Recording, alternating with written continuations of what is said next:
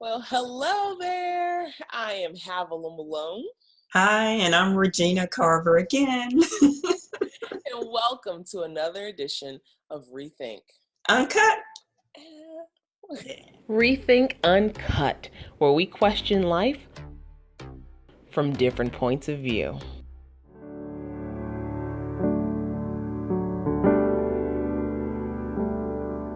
We often ask ourselves, how can I control things in my life? How can I control the outcome, the circumstances, the things that happen? And interestingly enough, is that sometimes the answer to that is you can't control that. And I know we don't want to hear that. That is so true. You can drive yourself crazy trying to hold all these pieces together, and some of the pieces other people are holding.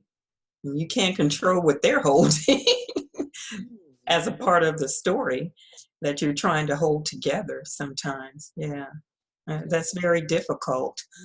It might be easier to surrender. Because if you look at the whole as like a puzzle, and this puzzle has so many different pieces to it, all these little bitty parts and components that make up our life.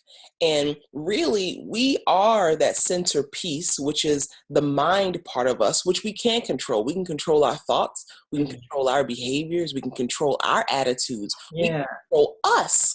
But all these other parts, the people who play a part in our story, the outside circumstances that are happening without us being a part of that control, we can't control those things. Yeah. You're right. The best thing we can do is surrender, knowing that life is happening for us. And as long as we control us, our piece of the puzzle, our piece of the picture, then things will work out the way that they're supposed to.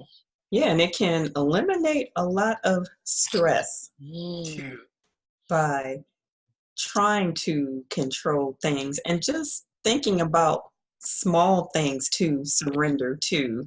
And I'll give an example of losing my keys and just being frantic about where are they? I need to leave. Where are my keys? I need to get out the door.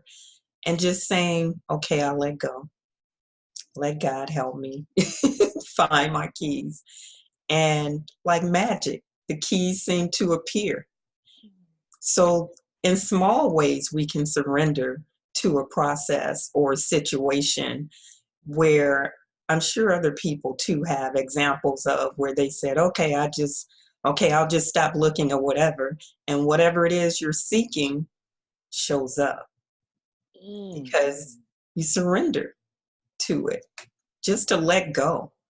Because actually, we don't know what's going on. We're looking through our human eyes to see things and not through the eyes of the unseen, things that's going on around us that we don't even know that's going on. Absolutely. The picture is so much bigger than just the part that we play in it overall. Because you're right, we have the things that you see with your physical eyes and the things that are happening on that spiritual realm and the unseen world, which is where it all starts and then manifests itself into the physical realm of the things that you actually see. So being able to surrender and knowing, a lot of people have that saying, let go and let God. Oh, yeah. Yeah. That's surrendering.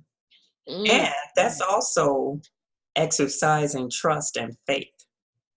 Yes. What a good way to exercise trust and faith, by surrendering, not totally just saying, oh, I'm not going to even find the keys, for instance, or whatever, I'm just gone, but to just feel that peace of just letting go and see what happens. And even and I love that, you're able to give an example about something like just every day that will happen, because who hasn't had the experience of losing their keys or losing something and then just being able to, instead of racking your brain and, like hitting your head against the wall, just letting go, and then allowing, because your unconscious mind, it knows exactly where it left the keys. So if you allow, just like give your conscious mind a break, you know, and then relax. Yeah, it's relaxing into it, so the unconscious mind can do its thing, really. Yes. Just relax and let it speak to you. Yes. And that also works in bigger things in our lives as well. Because one of my goals had always been to be able to, you know, help people in just a much bigger and better way. And, you know, I did that through, you know, like having a television show and, you know, sharing important messages with people. But I always, to some extent, felt like I wasn't going deep enough. I wasn't really, you know, going into the topics or the issues that really needed to be addressed, because I wasn't ready to really go there with myself, because I hadn't let go of some things that I was holding on to in my own personal life. So it's like, how am I going to go deep with you when I can't even go deep with me? Right. I find that to hold true for coaching too. Oh my goodness. I think the best coaches are the ones that surrender and open up to all these stories we're holding on to, all these situations that have happened, because then that helps you to have compassion for other people and to understand them and just be vulnerable too. That really speaks to people. Your Really strength. speaks to people, and being vulnerable, wow, that's surrendering too. Yes, your strength. And that's what I found, because I always looked at vulnerability as a weakness. Like, if I'm vulnerable and people see me in this weak state, then, you know, how are they going to look, you know, to me for guidance, or look to, you know, or take what I say seriously if I'm weak? But no, your vulnerability is actually your greatest strength, because it makes you human, because people can relate. Yes, you've experienced things that other people have experienced too. And it's like, wow, if you've been able to go through that, and now you've made it to the other side, or you're working through it, and you have this positive attitude around it, like, that's where I want to go. That's what I want to experience. So I can follow that lead, and I can listen to what you say, and I can resonate with you. And so we just don't even realize that our struggles, the things that we've gone through in life, are actually some of our greatest assets to be able to help people. Yeah. And first of all, helping yourself by letting go, releasing the stress it takes to hold all that together. And again, you know, you said it, just being able to relate to people by the things that have happened to you, and people understanding that, you know, I can see a way. I can see a way, because this person has come out on the other side. And just giving people hope just by being vulnerable and surrendering, saying, okay, I'm laying this down. And amazing things can happen when you do that. The keys will show up.